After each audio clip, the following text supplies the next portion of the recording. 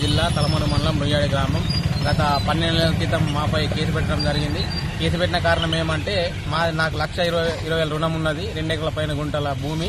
నాకు 1,20,000 రుణమాఫీ కాలేదని చెప్పేసి రైతులందరం ఏకదాటిగా రేవంత్ రెడ్డి గారి దిష్టి బొమ్మని శివయాత్ర చేయడంతో మా మీద కేసు పెట్టారు.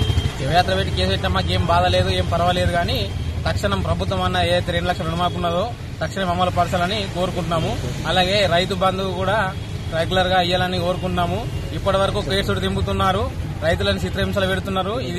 దీనికి తగిన మూల్యం ప్రభుత్వం చెల్లిస్తారని చెప్పేసి కోరుకుంటున్నాము. కోర్టు చుట్టూ తిరుగులు దింపుతున్నారు. ఇంకా మళ్ళా పేసి గ్రామాలను కూడా చెప్పిండు ఎన్ని రోజులు ఇట్లా కొనసాగిస్తారు అని.